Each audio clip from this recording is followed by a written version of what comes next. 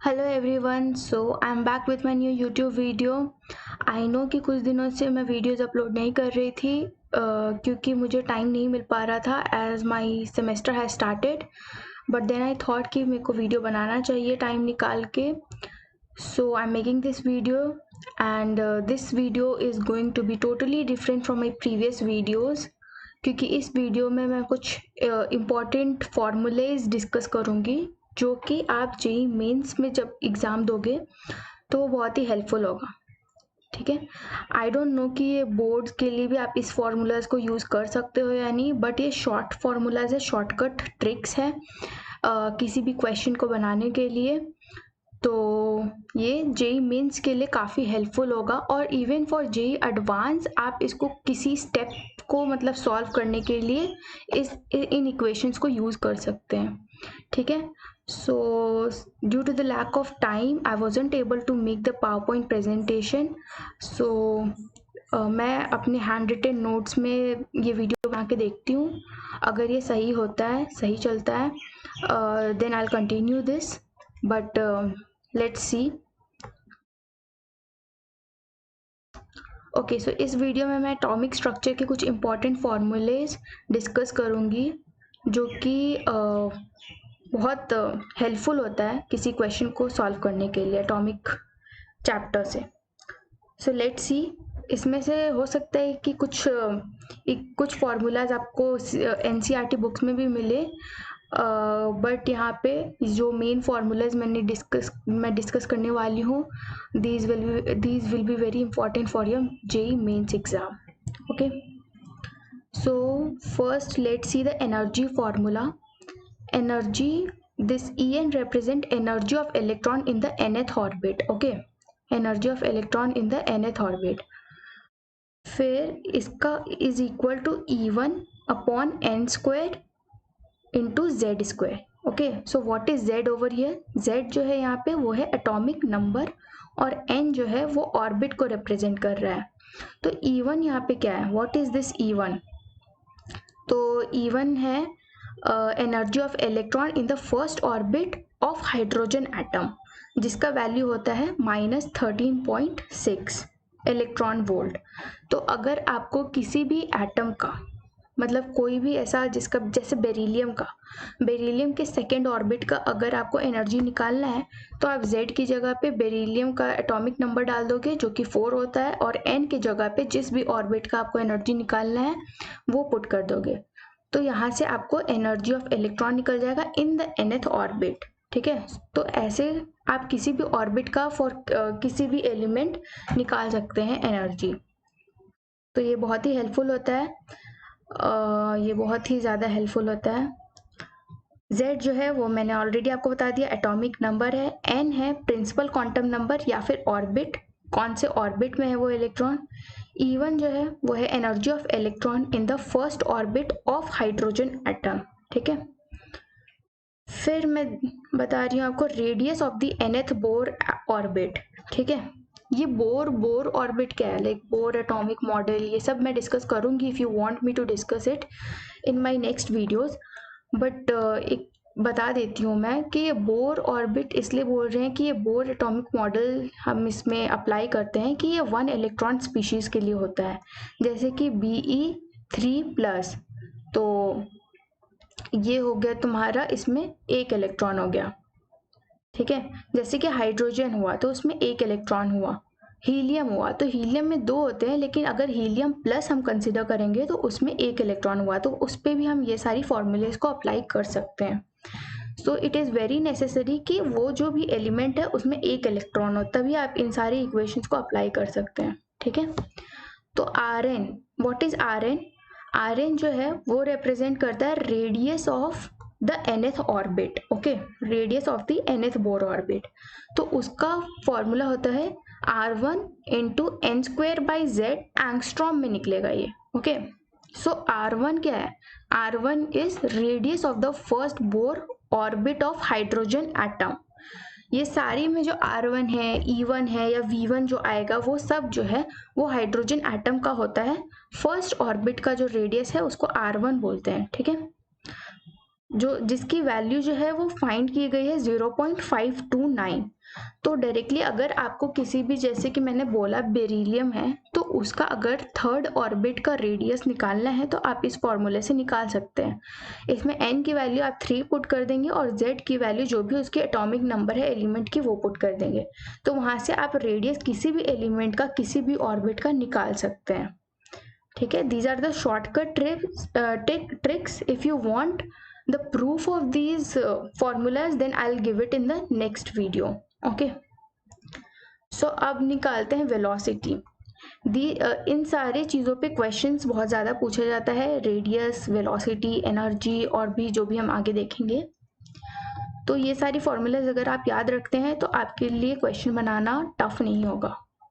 Velocity of electron in the nth Bohr orbit, जिसको Vn से represent कर सकते हैं, उसका फॉर्मूला ये है 2.18 इंटू 10⁶ Z/n मीटर पर सेकेंड। ये मीटर पर सेकेंड में आता है। आपको यूनिट भी ध्यान में रखनी है कि कौन सा यूनिट में आंसर पूछ रहा है और आपका कौन सी यूनिट में आ रहा है।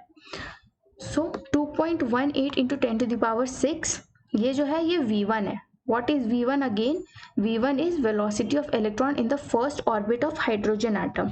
जो इलेक्ट्रॉन का वेलोसिटी होगा फर्स्ट ऑर्बिट में हाइड्रोजन एटम के, उसको V1 बोलते हैं और उसका वैल्यू जो होता है वो होता है 2.18 इंटू 10⁶, ओके, और इंटू Z/n। तो अगर आपको मान लीजिए हीलियम के थर्ड ऑर्बिट का निकालना है वेलोसिटी, थर्ड ऑर्बिट में जो इलेक्ट्रॉन है उसका वेलोसिटी निकालना है, तो आप इस फॉर्मूला को यूज करके डायरेक्ट वेलोसिटी निकाल सकते हैं। Z के जगह पे हीलियम का जो एटॉमिक नंबर है 2 वो पुट कर देंगे और n की जगह पे जो भी ऑर्बिट का वेलोसिटी आपको निकालना है, जैसे अगर n = 3 या फिर n = 4, वो पुट करेंगे और आपको वेलोसिटी मिल जाएगा। ठीक है, फिर आयोनाइजेशन एनर्जी। अब आई होप कि आपको शायद आयोनाइजेशन एनर्जी पता है। अगर नहीं पता है तो आप कमेंट करके मुझे बता दीजिए, so that I can make a separate video on that. तो आयोनाइजेशन एनर्जी होता क्या है, E∞ minus EGS। Okay, let me explain you here only. जैसे कोई इलेक्ट्रॉन फर्स्ट ऑर्बिट में होता है जिसको हम ग्राउंड स्टेट बोलते हैं, ये GS जो है वो ग्राउंड स्टेट है। ठीक है, तो वो ग्राउंड स्टेट में है। अगर उस इलेक्ट्रॉन को आप इनफाइनाइट सेपरेशन पे पहुंचाना चाहते हो, ठीक है, तो आपको कितना एनर्जी देना पड़ेगा, उसे आयोनाइजेशन एनर्जी बोलते हैं। ठीक है, तो इनफाइनाइट सेपरेशन पे उसका एनर्जी E∞ है अगर, और ग्राउंड स्टेट में अगर उसका एनर्जी EGS है, तो जितना डिफरेंस होगा उन दोनों के बीच में उतना ही एनर्जी आपको प्रोवाइड करनी होगी ऑब्वियसली। तो इसलिए E∞ माइनस EGS जो है वो आयोनाइजेशन एनर्जी हो जाएगी। बट द थिंग इज कि हम E∞ को जनरली 0 कंसिडर करते हैं। हम मानते हैं कि एट इनफाइनाइट सेपरेशन उसका जो एनर्जी है वो 0 है इलेक्ट्रॉन का। तो मैं इसके ऊपर न्यूमेरिकल भी बना के दिखाऊंगी आपको नेक्स्ट वीडियो में शायद, तो आपको और अच्छे से समझ आ जाएगा ये कॉन्सेप्ट। ठीक है, फिर देखते हैं total energy of electron in terms of kinetic energy and potential energy. आपको पता ही होगा कि टोटल एनर्जी जो होती है वो kinetic energy plus potential energy होती है। ठीक है, लेकिन जब हम एनर्जी की इक्वेशन लाते हैं और उसे प्रूफ वगैरह करते हैं, जो कि मैं वीडियो बना दूंगी उसके ऊपर, तो वहाँ से एक और बहुत ही इम्पॉर्टेंट फॉर्मूला निकल के आता है और वो है ये, टोटल एनर्जी जो होता है वो माइनस ऑफ काइनेटिक एनर्जी होता है और पोटेंशियल एनर्जी डिवाइडेड बाय 2 के इक्वल होता है। अगर आप इस रिलेशन को याद रखते हैं तो बहुत सारी क्वेश्चंस इजीली आपकी सॉल्व हो सकती है। ठीक है, तो इस रिलेशन को भी आपको याद रखना है। अब देखते हैं एनर्जी ऑफ फोटोन। कोई फोटोन है, फोटोन है अगर, तो उसका एनर्जी कैसे निकालते हैं, तो उसका एनर्जी होता है h mu. Okay, so h over here is Planck's constant और म्यू जो है वो फ्रीक्वेंसी है उस फोटोन की। ठीक है, फोटोन होता है मासलेस। ठीक है, तो उसको hc/λ भी लिख सकते हैं। क्योंकि फ्रीक्वेंसी जो होती है वो speed of light divided by wavelength उसके इक्वल होती है, तो ये hc/λ भी होती है।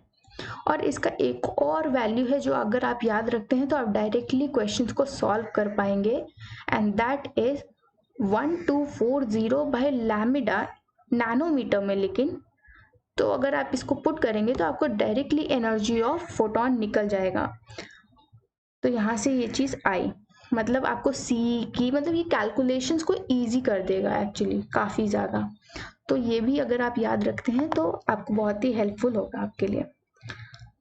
अब रेडबर्ग्स इक्वेशन, ठीक है, अगर मान लीजिए कि ये बहुत ही इंपॉर्टेंट इक्वेशन है, पहले मैं बता दूं कि कोई इलेक्ट्रॉन है अगर 5th ऑर्बिट में और अगर उसको ग्राउंड स्टेट में आना है, ठीक है, या फिर n=2 सेकेंड ऑर्बिट में आना है, ठीक है, तो वो वहां से डी एक्साइट जब होगा, ठीक है, तो वो कुछ एनर्जी जो है वो रिलीज करेगा, ठीक है, फोटॉन्स रिलीज करेगा जिसमें वो एनर्जी होगी, ठीक है, फोटॉन्स होगा जिसमें कुछ एनर्जी होगी, और वो एनर्जी कितनी होगी, जितनी एनर्जी n=5 में है माइनस जितनी एनर्जी n=2 में है, मतलब उन दोनों के बीच में जितना डिफरेंस है एनर्जी का उतने एनर्जी के इक्वल होगा। बट उस फोटोन का वेवलेंथ अगर हमें निकालना हो, जो कि बहुत ज़्यादा पूछा जाता है, ये आई थिंक आपको बोर्ड एग्जाम्स में, बोर्ड में नहीं या फिर 11th के मॉक एग्जाम्स में, तो उसमें भी शायद आपको ये फॉर्मूला यूज करके निकालना होता है। तो अगर आपको वेवलेंथ निकालना हो, और वेवलेंथ 1/वेवलेंथ क्या होता है, वेव नंबर, जिसको हम ऐसे रिप्रेजेंट करते हैं, तो उसका ये फॉर्मूला है। ये फॉर्मूला आपको याद ही होना चाहिए, this is very important formula both for board exams and for JEE mains और जेई एडवांस, जिसमें भी। तो इसका फॉर्मूला बहुत ही सिंपल सा होता है, RH into 1/n1² minus 1/n2² into Z²। Z क्या है, एटॉमिक नंबर, और RH क्या है, RH की कुछ कांस्टेंट वैल्यू होती है, ये रेडबर्ग कांस्टेंट होता है, और इसकी वैल्यू भी आपको याद रखनी है, ये होती है 109700 पर सेंटीमीटर, ठीक है, और N1 है, जो N2 है, जो कि एनर्जी मतलब कि हायर एनर्जी लेवल N2 और लोअर एनर्जी लेवल N1। तो उसको पुट करके, ये सारी वैल्यूज को पुट करके आप इसकी वेवलेंथ या वेव नंबर निकाल सकते हैं। अगर आप वेवलेंथ निकाल लेते हैं तो इजीली वहां से फ्रीक्वेंसी भी निकल जाएगी। क्यों, क्योंकि फ्रीक्वेंसी की वैल्यू c/वेवलेंथ हो जाएगी, तो वो बहुत ही इजीली निकल जाएगी। अब आते हैं डी ब्रॉगली इक्वेशन, ये होता है लैम्डा h/mv h/p। तो इस पे भी काफ़ी सारे क्वेश्चंस आ सकते हैं, तो इस फॉर्मूले, ये तो काफ़ी सिंपल सा फॉर्मूला है, तो इसको आपको याद रखना है। फिर आते हैं बोर क्वांटाइजेशन रूल, जो कि होता है mvr NH/2π। h क्या है, प्लैंक्स कांस्टेंट, ओके। तो ये सारे फॉर्मूलाज जो है वो काफ़ी पहले थियरी को समझाया जाता है और तब ये फॉर्मूलाज निकलते हैं वहाँ से, बट मैंने इस वीडियोस में इसकी प्रूफ नहीं करी है, बट इफ़ यू वांट तो मैं प्रूफ भी दिखा सकती हूँ इसकी नेक्स्ट वीडियोस में, और मैं इस पे काफ़ी सारा न्यूमेरिकल्स भी डिस्कस करूँगी। So proof of energy, velocity, radius, Bohr quantization, everything will be provided in my videos. Okay, so do follow me. तो अब एक इम्पॉर्टेंट चीज़ जो कि बहुत ही इम्पॉर्टेंट होती है while solving questions, तो indirectly इसका यूज़ करते हैं। So let me just minimize it so you can see the whole picture. Okay. तो अगर इलेक्ट्रॉन है, ओके, इलेक्ट्रॉन जैसे कि मैंने बताया कि हायर एनर्जी लेवल N2 पे है, और अगर वो लोअर एनर्जी लेवल N1 पे है और वो डी एक्साइट होता है N2 to N1, so it will release some photons of energy equal to the energy difference between N2 and N1, okay. तो ये तो आपको पता है कि वो उतना एनर्जी का फोटॉन रिलीज करेगा, ठीक है, but there are some conventions which are generally followed, तो आपको ये चीज़ पता होना चाहिए, ठीक है। अब ये जो है n=6, n=5, n=4, n=3, n=2, n=1, ये क्या रिप्रेजेंट कर रहा है, आई होप कि आप लोग ये समझ चुके होंगे। ये रिप्रेजेंट कर रहा है ऑर्बिट ऑफ इलेक्ट्रॉन, ठीक है, ये n=6, एक 6th orbit, 5th orbit, 4th orbit, 3rd orbit और 2nd, 1st ऑर्बिट रिप्रेजेंट कर रहा है ये लाइंस, ठीक है। अब अगर हम n=6, या फिर n इक्वल टू 7 या किसी भी ऑर्बिट से अगर n इक्वल टू 5 पे आता है इलेक्ट्रॉन डी एक्साइट होके, तो उस सीरीज को हम कहते हैं पी फंड सीरीज। ठीक है, उसमें कुछ स्पेक्ट्रल लाइंस वगैरह रिलीज होती हैं, जो भी होती हैं, तो उसको हम पी फंड सीरीज बोलते हैं। ठीक है, फिर अगर n equal to 4 fourth orbit पे अगर इलेक्ट्रॉन आता है फ्रॉम n इक्वल टू 6 या n इक्वल टू 7 या n इक्वल टू 5, तो उसको हम ब्रैकेट सीरीज बोलते हैं। ठीक है, इसको ब्रैकेट सीरीज बोलते हैं।